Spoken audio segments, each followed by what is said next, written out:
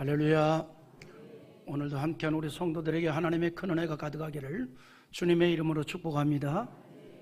고대나 지금이나 사람들은 이 땅에서 물질적 풍족과 안정을 원합니다. 그래서 백성들은요, 물질적으로 풍족함과 평안을 주는 군주를 따르는 거예요. 무슨 얘기냐면 무지막지한 독재를 해도, 장기 집권을 해도 두 가지만 해결하면 오케이. 첫째가 물질적 풍요, 두 번째가 생활의 안정. 그러면 오케이입니다. 고대부터 그래왔어요. 이것이 고대로부터 권력자들이 이웃 나라를 침략하고 공격하게 하는 전쟁의 원인이 되게 한 겁니다. 백성들은 물질의 풍요와 안정을 원하기 때문에 왕이나 군주들은 자신들의 땅에서 풍족을 채우지 못하면 어떻게 해야 돼요?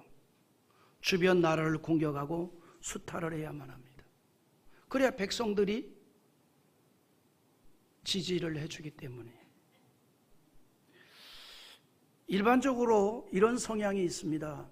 뭐냐면 백성들은 자신에게 물질의 풍족과 안정을 가져다 줄 것 같은 지도자를 지지하기도 하고 따르기도 합니다. 그런데 반대로 자신들이 기대했던 것만큼 얻지 못하고 오히려 더 어려움을 당하게 되면 가차없이 외면을 하거나 오히려 더 나아가서 공격을 하기도 하는 거죠. 이게 사람의 심리예요.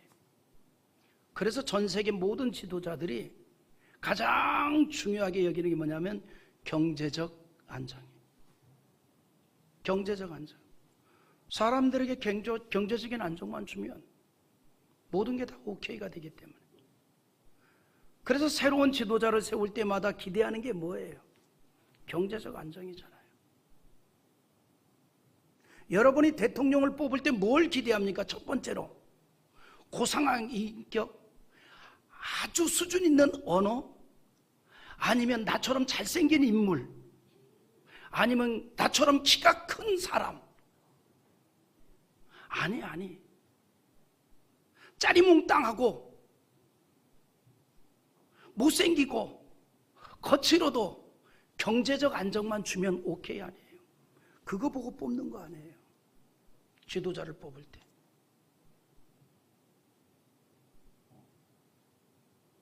그거거든요. 근데 이것은 우리만이 아니라 전 세계 모든 사람들, 고대로부터 지금까지 마찬가지입니다. 백성들은 자신에게 물질의 풍족과 안정을 가져다 줄 것 같은 지도자를 지지합니다. 그런데 기대했던 것만큼 미치지 못하면 외면을 합니다.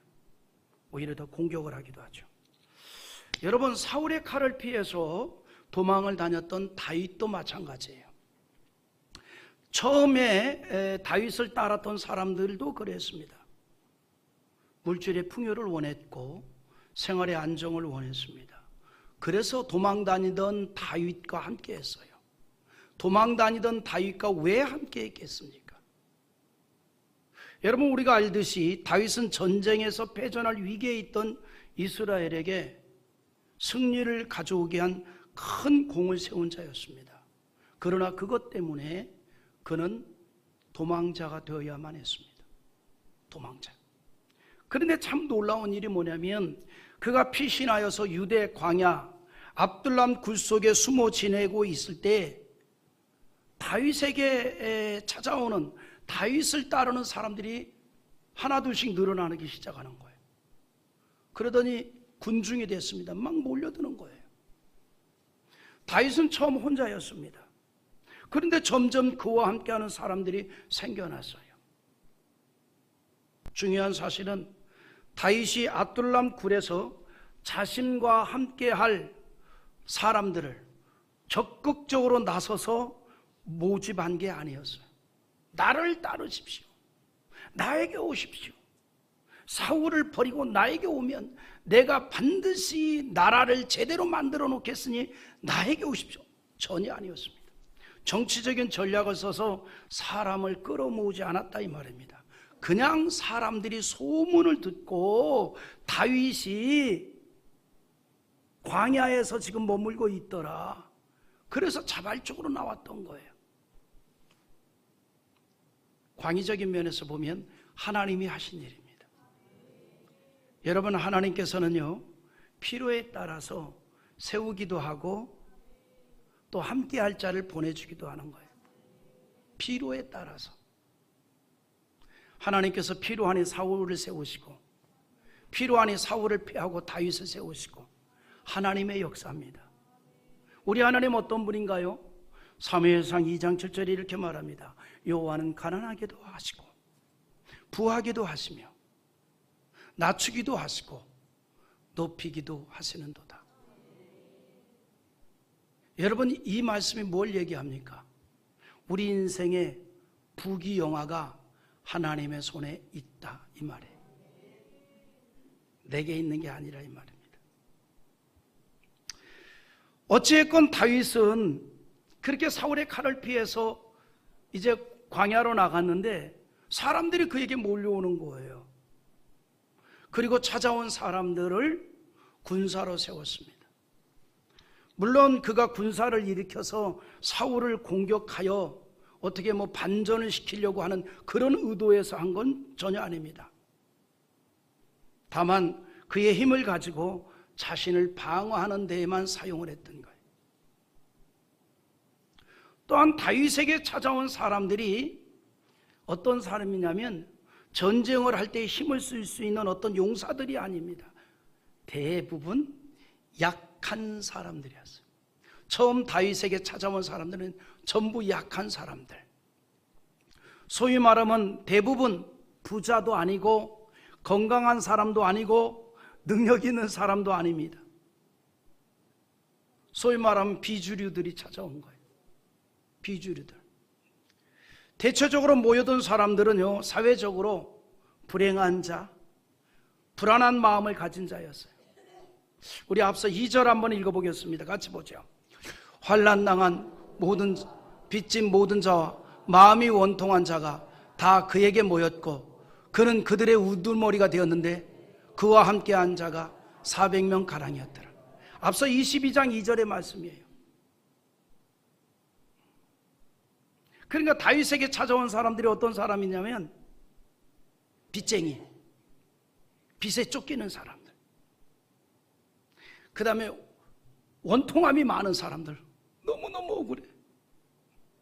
근데 이 억울함을 풀어줄 힘이 없어. 그 우리말도 있잖아요. 억울함은 출세하라고. 응? 그러니까 어떻게 보면 비주류란 말이에요. 힘없고 빼없고 가난한 사람들이었다. 이들이 다윗에게 온 거예요. 그리고 그냥 저절로 그들의 지도자가 된 겁니다. 그들이 한 400명 정도 된다 그랬어요. 점점 늘어나게 됐습니다. 지금 다윗의 형편은 어떤 형편이냐면 도망자입니다. 그런데 이런 다윗에게 사람들이 몰려왔어요. 왜 몰려왔을까? 그들은 다윗에 대해서 소망을 가지고 있었던 것으로 생각이 됩니다. 언젠가는 다윗의 시대가 열릴 것이다. 희망을 가지고 다윗에게 찾아온 거예요. 언젠가는 다윗의 시대가 열릴 것이다. 응? 그들은 사울의 왕정에 대해서 소망이 없다라고 생각을 했어요. 소망이 없다. 그 전에 제가 길을 지나가는데 어떤 사람이 이렇게 얘기하더라고요. 원망이 좀 많은 사람인 것 같아요. 내일에 대한 소망이 없는 것 같아요. 뭐라고 표현하는 거예요? 꽉 전쟁이나 났으면 좋겠다. 여러분, 우리나라가 전쟁이나 났으면 좋겠다라고 얘기하는 사람들은 거의 대부분이 어떤 사람인가요? 1번 생활의 안정이 된 사람, 2번 정말 잘 사는 사람, 3번 매우 잘 사는 사람. 어떤 사람이에요? 답이 없지요. 여기에 해당하지 않는 사람들이. 내일이 안 보이니까 어떻게 그냥 확 전쟁이 일어나서 세상이 뒤집어져 가지고 어떻게 한번 좀 기회나 좀 생겨볼까? 저는요, 그런 사람에게 이렇게 얘기하고 싶어요. 원망하지 말고 기도하고 복권을 사세요. 일주일 동안 그래도 희망을 가지고 살잖아요. 그리고 일주일 만에 낙심하게 되고, 그리고 월요일날 또 사세요. 그럼 일주일 또 희망을 갖잖아요. 그리고 낙심하고. 인생살이 그런 거예요. 그렇게 막 과격적으로 세상이 망하길 기대하지 말고 일주일만이라도 5,000원 가지고 희망으로 살았으면 괜찮죠. 그러니까 처음 다윗에게 이 도망자, 피난 다니는 이 다윗에게 몰려온 사람들은요, 사울의 왕정에 대해서 희망이 없다라고 생각한 거예요. 그러나 다윗이라면 희망이 있을 것으로 생각을 했던 겁니다. 그래서 빚진 자, 희망이 없는 자, 우리 다른 성경에는 뭐라고 그러는가, 비루한 자라 그래서 비루한 자, 비루한 자. 그러니까 비주류란 말이죠. 이들이 이제 생각한 것은 막연한 생각이 아니에요. 실제로 다윗은 사울의 수하에서 천부장으로서 백성들 앞에서 통치를 할 때와 블레셋과의 전쟁에서도 모든 사람에게 주목을 받을 만큼 능력을 나타냈던 사람이에요. 굉장히 능력이 있었습니다. 이 다윗에게 희망을 걸고 당시에 소외되었던 사람들이 몰려들기 시작했습니다. 그래서 다윗은 본의 아니게 그들의 지도자가 된 거예요. 그들의 지도자. 이처럼 다윗에게 나왔던 사람들은 당시 소외되었던 사람들, 한많은 사람들입니다. 여러분, 이것이요, 정치적으로 주는 상징성이 있습니다. 어느 시대든지 기존의 제도권과 기득권이 아닌 새로운 세상을 만들려면 주로 사회적 약자와 소외된 사람을 통해서 시작이 됩니다. 이건 다윗 시대만이 아니에요. 기존의 어떤 제도권과 기득권이 아닌 새로운 세상을 만들려면 그 기득권과 제도권에서 약자가 된 자들, 소외된 자들, 그들을 통해서 시작이 된다는 거죠. 여러분, 이것이 바로 사회주의 정치의 시작입니다. 그런데 결국은 이렇게 시작된 사회주의 혁명은요, 시간이 지나면서 그 안에서 기득권층이 형성이 되고 때로는 자본주의보다 더한 권력을 행사하는 것을 여러 나라의 사회주의 역사가 우리에게 보여주었던 사건들입니다. 그러니까 사람은요, 죄성을 지니기 때문에 약자에게서 대변자가 되어서 어떤 것을 일으켰다가도 시간이 지나면 똑같은 또 다른 약자를 지배하는 자리에 앉게 되는 거예요. 이게 인간의 모습. 이게 인간의 모습이에요. 우리가 19세기에 시작된 이 사회주의 운동이 전부 비주류를 통해서 시작이 됐단 말이에요. 그런 그 소외된, 힘없는, 가난한 그들을 통해서. 그래서 어떤 자리를 오르게 되면 거기에 또 특권층이 형성이 되는 겁니다. 이게 인간의 모습이에요. 자, 성경 이야기를 해보면 하나님께서는 다윗을 위해서 큰 힘 있는 군사를 보내준 게 아니에요. 오히려 다윗의 위로를 받아야 할 약자들을 보내주었어요. 그러니까 웃기는 거죠. 지금 다윗은요, 사울의 칼을 피해서 도망을 다니는데 몰려든 사람들이 누구냐면 오히려 그런 다윗에게 위로를 받아야 될 사람들이, 좀 힘 있는 사람 좀 보내주지, 좀 권력 있는 사람 좀 보내주지, 좀 엄청난 이 재물을 가진 자를 보내주지. 지금 다윗에게 온 사람들은 그런 사람들이 아닙니다. 오히려 다윗에게 위로를 받아야 될 사람들이. 여기에는 다윗이 사람의 힘이나 군사력을 의지하는 것이 아니라 전적으로 하나님을 의지하도록 하게 하신 하나님의 경륜이 있는 겁니다. 하나님의 경륜. 그래서 다윗은 압둘람 굴에서 하나님이 함께 하신가 지켜주심을 체험하게 되죠. 만일 힘 있는 군사력을 지닌 병사들이 다윗과 함께 했다면 약한 자를 도우시는 하나님의 은총을 그가 체험할 수 없었을 거예요. 이렇게 다윗을 찾아왔던 그들과 함께 안정을 얻기 위해서 이제 정치적 망명을 하게 돼요. 그들과 함께. 그러니까 뭐냐면 이스라엘 땅을 떠나게 됩니다. 어디로? 블레셋으로. 정치적 망명을 합니다. 그리고 블레셋 땅 시글락이라는 곳에 거주를 하게 되죠. 시글락이라는 곳에. 그래서 그곳에서 나름대로 평온한 삶을 유지하게 됩니다. 거기서 이제 왔던 사람들이 서로 결혼도 하고 가정도 이루고 이렇게 이제 안정을 하게 됐어요. 그러니까 뭐냐면 사울의 칼을 피해서 도망을 다니던 다윗이 자기를 따르는 사람들과 이스라엘 땅을 벗어나 블레셋 땅 시글락이라는 곳에 정착을 하여서 거기서 이제 이 마을을 이루었고 거기서 소통령이 된 거예요. 말하자면 소통령, 작은 마을의 그 지도자가 된 겁니다. 작은 마을의 리더, 왕이 됐다 이 말입니다. 그러면서 이제 좀 살아가게 된 거예요. 그런데 그렇게 평온하게 생활을 하던 어느 날 블레셋 왕이 전쟁을 일으킵니다. 그리고 다윗에게 나를 도우라고 얘기해요. 안 도울 수가 없잖아요. 지금 정치적 망명을 했는데 어디로? 블레셋 땅으로.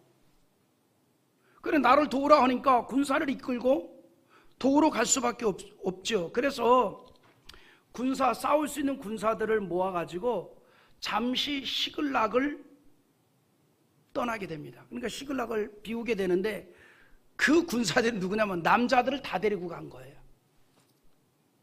그러니까 이 시글락에는 이 여자들만 남아있는 거죠. 여자들만.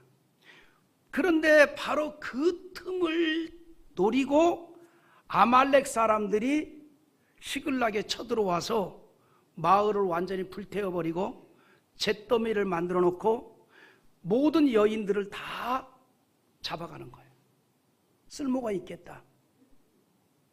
다 잡아갔어요. 그리고 나서 다윗과 함께한 일행들이 이제 시글락에 와서 보니까 처참한 거예요. 사람들은 아무도 없고 자기들의 터전은 완전히 불에 타버린 겁니다. 그걸 보고 그 일행들과 함께 기력조차 차릴 수 없을 정도로 심하게 통곡을 합니다. 그럴 거 아니에요. 가난하고 힘없고 빽없는 사람들이 다윗에게 와서 정치적 망명을 해가지고 그러니까 집단 이민 간 거예요. 거기서 이제 어느 정도 가정을 이루고 이제 생활할 줄 알았는데 자기의 자녀들과 부인들은 다 잡혀가 버리고 뭡니까? 마을은 다 불에 타버리니까 얼마나 황망하겠어요. 얼마나 황망하겠어요. 4절입니다. 한번 읽어봅시다. 다윗과 그와 함께한 한 백성이 울 기력이 없도록 소리를 높여 울었더라. 아멘. 그러니까 다윗도 울고 함께한 그들도 울어요. 소리를 높여서 울어요. 여기에는 말이죠, 내용은 없지만 원망이 있었을 것 같아요. 하나님 뭡니까? 이렇게 서러움 당하며 살다가 겨우 남의 나라에 와가지고 안정을 얻는가 했더니 이럴 수가 있습니까? 내용은 없어요. 제가 유추한 겁니다. 통곡을 하는 거예요. 통곡을. 이럴 수 있습니까? 네? 통곡을 하는 거죠. 살아보려고 도망을 다니던 다윗에게 왔던 힘없고 빽없던 사람들이 비록 블레셋 땅이지만 시글락에서 안정을 얻어 살게 되었는데 지금 너무너무 처참한 일을 당하게 됐다 이 말이에요. 너무너무 처참한 일. 이렇게 되자 다윗에게 충성을 하던 사람들이 갑자기 마음이 바뀌는 거예요. 제가 전자에 말씀했잖아요. 상황이 바뀌면 지지하던 마음이 공격으로 바뀐다고. 지금 다윗이 그렇게 됐어요. 충성을 하던 사람들이 이 모든 원인이 다윗 때문이라고 생각을 하는 거예요. 다윗 때문에 이렇게 됐다. 다윗이 블레셋 왕의 말을 듣고 우리들을 끌고 전쟁터로 가는 바람에 그 사이에 이렇게 아말렉의 공격을 받아서 이렇게 초토화됐다. 다윗의 잘못이다. 막 공격을 하는 겁니다. 원래 그런 거 있잖아요. 잘하면 내 탓이고 못하면 옆에 있는 분들 쳐다보면서 우리 사람의 심리잖아요. 그러니까 다윗을 막 공격을 하는 거예요. 지금까지 다윗을 통해서 소망을 가졌던 사람들이었지만 모든 것을 다 잃어버렸다 생각을 하니 다윗을 가만둘 수가 없는 겁니다. 일제히 돌을 들어서 다윗을 치려고 하는 거예요. 돌을 들어서 막 다윗을 치려. 지금까지 그렇게 따랐는데 과연 우리의 지도자다 했는데 갑자기 마음이 바뀌어서 돌을 들어 치래요. 응? 여러분, 이게 군중 심리입니다. 군중의 마음은요 순식간에 바뀔 수 있어요. 이 군중의 심리입니다. 자, 그러면 다윗이 왜 이처럼 이 어려운 일을 당했을까요? 왜? 우리가 여기서 신앙적으로 생각을 해볼 수 있습니다. 다윗은요 자기가 있어야 할 장소를 벗어났습니다. 구약시대의 하나님의 백성은 아무리 큰 고난이 다가와도 가나안 땅, 하나님이 약속의 땅, 유대 나라 안에 머물러 있어야만 했습니다. 그거를 그들의 조상 다윗이 아브라함이 보여주었잖아요. 그걸 보여주었던 거예요. 약속의 땅에 있어야 했던 겁니다. 그러나 다윗은 유대 나라의 국경을 넘어 블레셋이라는 이방 나라로 들어갔습니다. 자기가 있어야 할 자리를 떠나버린 겁니다. 여러분, 사람은요 마땅히 자기가 있어야 할 자리가 있어요. 신앙의 사람도 그렇습니다. 마땅히 있어야 할 그 자리가 있습니다. 그 자리를 지켜야 돼요. 여러분, 천상에서 하나님을 찬양하던 천사가 그 자리를 벗어나자 하나님을 대적하는 마귀가 되었고, 지상으로 쫓겨와서 하나님의 일을 방해하는 사단이 되었습니다. 우리 유다서 1장 6절 한번 읽어볼까요? 또 자기 주의를 지키지 아니하고 자기 처소를 떠난 천사들을 큰 날의 심판까지 영원한 결박으로 흑암에 가두었으며, 자기 주의를 지키지 아니하고 자기 처소를 떠난 천사들, 그들이 누구냐면 하나님을 찬양하던 천사들이. 근데 그들이 하나님처럼 되려고 천상에서 자기 자리를 벗어났어요. 전쟁을 일으켰습니다. 지상으로 쫓겨왔어요. 그들이 사탄이 됐습니다. 다윗은 사울의 칼을 피하여 도망을 다니면서 인간적 생각을 하게 된 겁니다. 나도 이제 안정된 생활을 했으면 좋겠다. 언제까지 이렇게 도망을 다니는 신세일까? 나도 안정된 생활을 했으면 좋겠다. 그래서 어떤 판단을 내리냐면, 그래, 내가 이스라엘 땅을 벗어나야 비로소 안정이 되겠구나. 그래야만이 사울의 추격에서 벗어날 수가 있겠구나. 그래야만이 내가 안정된 삶을 살아갈 수 있겠구나. 그러니 이 땅을 떠나자. 뭐 괜찮아, 이제 나는 혼자가 아니니까 이 많은 사람들이 가자 그러면 갈 것 같아. 그랬을 거 아니에요. 여러분, 이 땅에서 우리 소망이 없지 않습니까? 우리 옆 나라로 갑시다. 블레셋 땅으로 갑시다. 그랬을 거 아니에요. 근데 순순히 다 따라왔어요. 그래서 시글락이라는 땅을 얻게 됐고 거기서 정착을 하게 됐다 이 말이죠. 우리 사무엘상 27장 1절 한번 읽어보겠습니다. 다윗이 그 마음에 생각하기를 내가 후일에는 사울의 손에 붙잡히리니 블레셋 사람들의 땅으로 피하여 들어가는 것이 옳으리로다. 사울이 이스라엘 온 영토 내에서 다시 나를 찾다가 다녀 말이니 내가 그의 손에서 벗어나리라 하고. 그러니까 무슨 말이에요? 자기가 생각해 보니까 내가 사울의 손에서 벗어나는 방법은 이스라엘 땅에서는 불가능이다. 떠나야 되겠다. 블레셋 땅으로 가야 되겠다. 그래야 내가 평안해지겠다 이 말이에요. 그런 생각, 인간적인 생각을 하게 된 겁니다. 다윗의 이런 모습은요, 앞서 말씀드린 대로 믿음의 조상이었던 아브라함과 같은 모습을 보인 거예요. 아브라함이 하나님의 부름을 받았을 때 믿음으로 하나님의 말씀을 쫓아 나아갔습니다. 그러나 얼마 후 가뭄으로 어려움을 겪게 되자 인간적인 생각을 해요. 그 땅, 약속의 땅을 벗어났잖아요. 블레셋 땅으로 갔다 이 말이에요. 다윗이 똑같은 그 일을 합니다. 사울을 피하여 오랜 세월을 광야에서 생활하다 보니 지치기도 했지요. 지쳤어. 이제는 평안한 생활을 기대하고 생각을 한 것이 사울 왕의 영향력이 미치지 않는 이스라엘 땅을 피해 이방 땅으로 가는 겁니다. 그래서 블레셋 땅으로 갔는데 그곳에서 안정을 얻는 것 같았지만 위기를 만난 겁니다. 여러분, 이런 일들이 우리에게 주는 교훈이 있습니다. 여러분, 우리는요 하나님의 은총을 받으면서 사는 하나님의 백성입니다. 어떤 경우에도 신앙의 자리에 있어야 합니다. 고난과 환난의 때를 만나서 너무너무 지치고 곤비할 때에도 우리는 인간적인 생각으로 주의 곁에서 멀어지는 것이 아니라 오히려 더 주께 가까이 하기를 기대합니다. 그럴 때 하나님의 특별한 은총과 사랑의 손길을 경험하게 될 것입니다. 시편 17편 7절이 이렇게 말합니다. 주께 피하는 자들을 그 일어나 치는 자들에게서 오른손으로 구원하시는 주여, 주의 기이한 사랑을 나타내소서 그랬어요.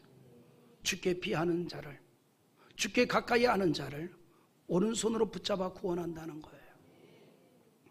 다윗은 환난 아래 주께 피한 것이 아니라 블레셋 나라로, 그리고 블레셋 왕의 그늘 아래로 피하고 말았습니다. 그리고 그곳에서 어려움을 당한 거예요. 하나님의 은총 아래 살아가는 우리가 확신할 것이 있습니다. 신앙 안에서 살아가는 하나님의 자녀들을 하나님이 책임져 주신다는 사실이에요. 이걸 우리가 확정하고 살기를 기대합니다. 여러분, 이사야 43장 2절 한번 읽어볼까요? 너가 물 가운데로 지날 때에 내가 너와 함께 할 것이라. 강을 건널 때에 물이 너를 침몰하지 못할 것이며 너가 불 가운데로 지날 때에도 닿지도 아니할 것이요 불꽃이 너를 사르지도 못하리니. 아멘. 여러분, 우리는 어떤 경우에도 신앙의 담을 넘어서 불신앙의 땅을 밟는 삶이 되지 않도록 해야 합니다. 기도를 앞세웠던 사람이 기도를 멈추면 신앙의 땅을 벗어날 수 있습니다. 그래서 우리가 항상 기도의 사람이 되어야 되고 주님 중심 사람이 되려고 힘써야 합니다. 찬송을 즐겨 부르던 입술에 찬송이 멈추고 원망과 불평이 쏟아져 나오고 있다면 신앙의 땅을 벗어나게 됩니다. 우리가 신앙의 땅을 밟는 삶을 위해서 하나님의 백성들이 신앙으로 함께하는 거룩한 모임에 자주 있어야 하고 어울려야 합니다. 그래서 하나님의 백성들이 주님 이름으로 모이는 이 예배를 귀히 여겨야 되고 자주 찾아야 된다 이 말이에요. 이방 땅에서 이방인들과 함께하였던 다윗은 자신이 이제 평안을 찾았다고 생각했던 그 땅 시그락에서 모든 것을 다 잃었습니다. 그 일로 인하여 지금까지 충성을 다짐했던 자들의 공격을 받았습니다. 공격을 받았어요. 이때 다윗이 한 일은요, 하나님을 찾는 일이었습니다. 하나님을 찾는 일. 그러니까 무슨 얘기예요? 지금까지 그렇게 함께했던 그들이었습니다. 적극적으로 지지했던 그들이었습니다. 그런데 그들이 갑자기 얼굴을 바뀌었어요. 다윗을 향해 돌을 들어서 공격을 합니다. 그럴 때 인간적으로 배신감도 느낄 수 있겠죠. 낙심도 될 수 있겠죠. 저들이 나한테 저럴 수 있나? 그럴 수 있어요.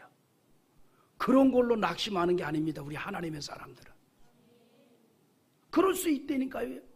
사람은요, 생물이에요. 수시로 변합니다. 그래서 못되게 변할 수도 있고 잘되게 변할 수도 있고 그릇되게 변할 수도 있고 또 아름답게 변할 수도 있는데, 여러분들은 다 항상 신앙으로 변화되고 아름답게 변화될 수 있기를 기대합니다. 그렇다고 홍두가 그릇되게 변한다고 놀라지 마세요. 사람은 변합니다. 생물이에요. 지금까지 그렇게 다윗을 지지했던 자들이 돌을 들어서 그를 던졌다 이 말이죠. 죽이려고 했던 거예요. 다윗이 그것을 보고 조금도 동요하지 않습니다. 그들에 대해서 섭섭한 마음도 없고 저럴 수가 있느냐라고 하는 마음도 없어요. 사람은 얼마든지 그럴 수 있기 때문입니다. 그렇다고 여러분 덤비지 마세요. 왜냐하면 저는 다윗이 아닙니다. 왜냐하면 아직도 저는 이 목사 생활을 이렇게 오래 했고 성도와 함께 신앙생활을 이렇게 오래 했어도 내가 나를 잘 알아. 아직도 인격이 다듬어지지가 않았어. 아직도 인격이 전혀 안 다듬어졌어. 그래서 누가 덤비면 나도 같이 싸워버려. 아직도 안 다듬어진 것 같아. 자, 본문 들어갑시다. 이때 다윗이 한 일이 뭐냐? 하나님을 찾았어요. 하나님을 찾았어요. 사람을 본 게 아닙니다. 다윗은 잿더미 위에 앉아 기도합니다. 그리고 하나님으로부터 용기를 얻지요. 6절 한번 읽어보죠. 백성들이 자녀들 때문에 마음이 슬퍼서 다윗을 돌로 치자 하니 다윗이 크게 다급하였으나 그의 하나님 여호와를 힘입고 용기를 얻었더라. 아멘. 충성했던 사람들이 다윗을 향해 돌을 치려고 선동을 합니다. 이것이 군중의 마음이라 이 말이죠. 말씀드린 대로 군중의 마음은 쉽게 변합니다. 특히 기대감이 있을 때는 적극적으로 환호를 하고 박수를 치지만 기대했던 것에 미치지 못하고 실망을 하게 되면 변하여 공격을 합니다. 예수님에 대한 유대인들이 그랬잖아요. 예수님이 큰 말을 타고 위용 있게 예루살렘 성을 입성한 게 아니잖아요. 어떻게 입성했습니까? 초라해 보이는 나귀, 그것도 새끼 나귀를 타고 입성을 했습니다.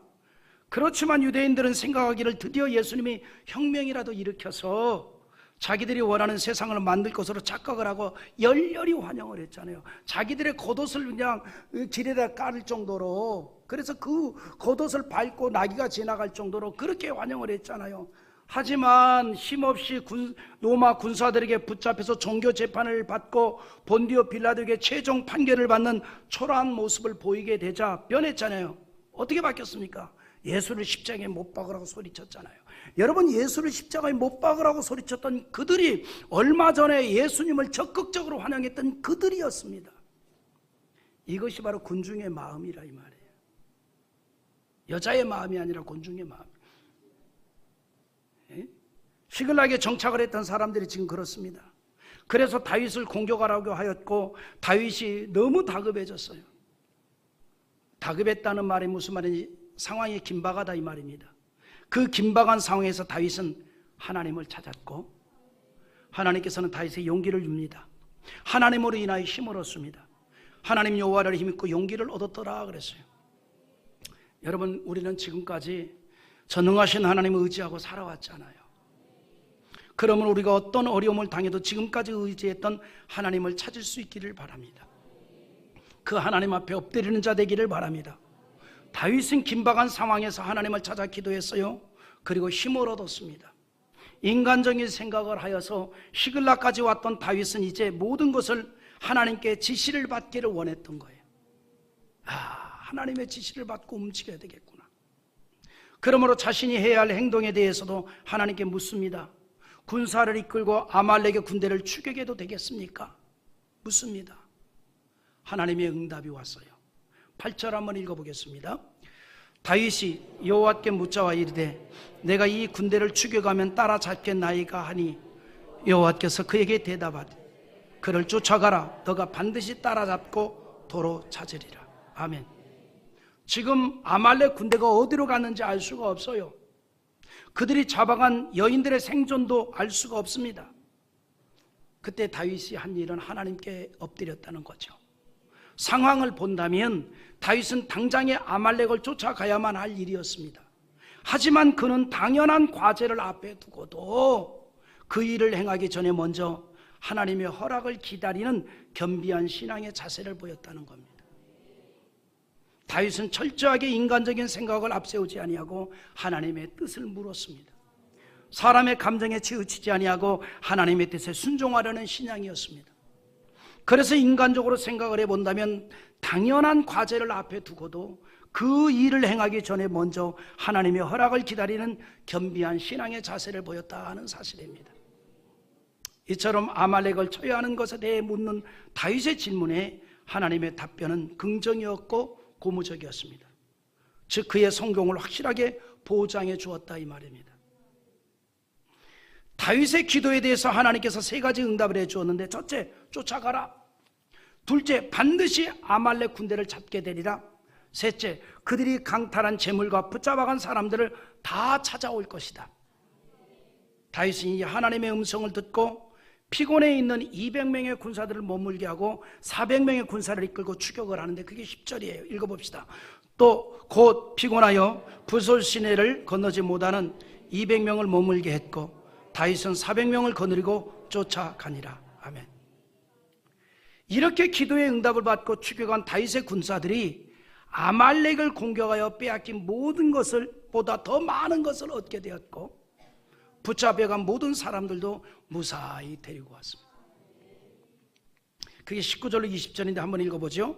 그들이 약탈하였던 곧 무리의 자녀들이나 빼앗겼던 것은 크고 작은 것을 막론하고 아무것도 잃은 것이 없이 모두 다윗이 도로 찾아왔고 다윗이 또 양떼와 소떼를 다 되찾았더니 무리가 그 가축들을 앞에 몰고 가며 이르되 이는 다윗의 전리품이라 하였더라. 아멘. 이는 다윗의 전리품이라고 소리를 친 이유는 뭐냐면 야 다윗이 이렇게 하였다 이 말이에요. 참 사람 마음이 웃기죠. 조금 전까지 다윗을 향해서 돌을 들어서 그냥 죽이려고 그냥 그들이 이제 뭐 좋아가지고 야 이게 다윗의 전리품이다 그러면서 또 다윗을 높이는 거예요. 다윗을 높여요. 여러분 그래서 사람들에게 이렇게 박수받고 환영받으려면 주머니를 자꾸 여세요. 카드는 꼭 가지고 다니시기 바라고.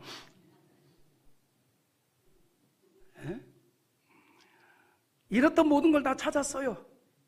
지도자로서의 모든 걸 회복시켜 주셨어요. 누가? 하나님께서. 하나님의 은총은 이처럼 우리 인생을 회복시켜 주기를 원합니다. 여러분 우리가 사는 현실은요 신앙의 땅을 벗어나 불신앙의 땅을 밟도록 합니다. 하나님 없는 이방의 문화 속에 빠져들게 하여 신앙 열정도 식어버리게 하고 잃어버리게 합니다. 끊임없이 나의 신앙을 흔들어버리는 일들을 우리가 만나게 됩니다. 그러나 여기에서 우리는 영적 승리자 되어야 합니다. 신앙은요 생명의 문제이기 때문입니다. 말씀을 정리합니다.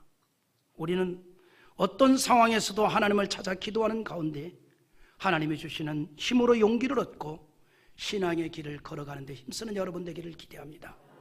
눈동자같이 지키시고 세워주시는 하나님의 특별한 사랑을 경험하게 될 줄 믿습니다.